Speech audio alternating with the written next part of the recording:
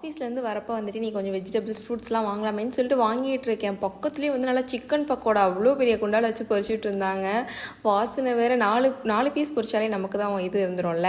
அது வேறு ஒரு 40-50 பீஸ் பொரிச்சிட்டு இருந்தாங்களா. மைண்டை கண்ட்ரோல் பண்ணிவிட்டு இல்லை வாங்கக்கூடாது, ஃப்ரூட்ஸ் மட்டும் தான் வாங்கணும் அப்படின்னு சொல்லிட்டு வீட்டுக்கு தேவையான ஃப்ரூட்ஸ் மட்டும் வாங்கிட்டு வந்தேன்.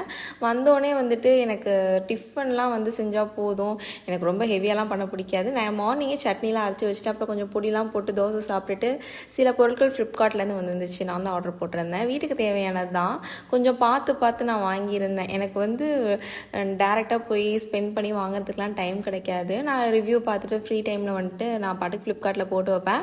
அப்புறம் எல்லாம் ஒரே நாள் பார்த்து கார்ட்டில் வந்து ஓகே அப்படின்னு தேவையில்லாத பொருட்கள்லாம் தள்ளி விட்டு தேவையான பொருட்கள்லாம் வாங்கலான்னு சொல்லிட்டு சில ப்ராடக்ட்லாம் போட்டு வச்சுருந்தேன். எல்லாமே வீட்டுக்கு தேவையானது தான். அதுவும் இந்த சிங்க் ப்ராடக்ட்லாம் வந்துட்டு நான் ரொம்ப நாளாக வாங்காமே இருந்தேன். பட் இது வாங்கியே ஆகணுங்கிற மாதிரி இருந்துச்சு. ஏன்னா வந்து அந்த சிங்க்கில் அந்த எட்ஜெலாம் இல்லை. ஸோ தண்ணி நல்லா வந்து அருவியில் ஊற்றுற மாதிரி ஊற்றிட்டு இருந்துச்சு. ஸோ கண்டிப்பாக வாங்கணுமான்னு சொல்லிட்டு டெய்லியும் காலைல போய் நான் பார்த்துட்ருப்பேன், இது இன்றைக்கி டெலிவரி ஆகுதா அப்படின்னு சொல்லிட்டு. அப்புறம் கொஞ்சம் ஆர்கனைஸ்டாக இருக்கணுமே அப்படின்னு சொல்லிட்டு இதில் பல ப்ராடக்ட்டும் போட்டிருந்தேன். அப்புறம் அந்த செடிலாம் ஊற்றி அந்த பத்தியெல்லாம் பார்த்து நான் வளர்க்குற அளவுக்கு நான் வந்து பொறுமைசாலி கிடையாது. அதனால் வந்து பிளாஸ்டிக்கில் தான் செடியெல்லாம் வாங்கி வச்சுருந்தேன். கொஞ்சம் நல்லா கண்ணு குளிர்ச்சியாக இருந்துச்சு, பார்க்கவே கொஞ்சம் நீட்டாக இருந்துச்சு.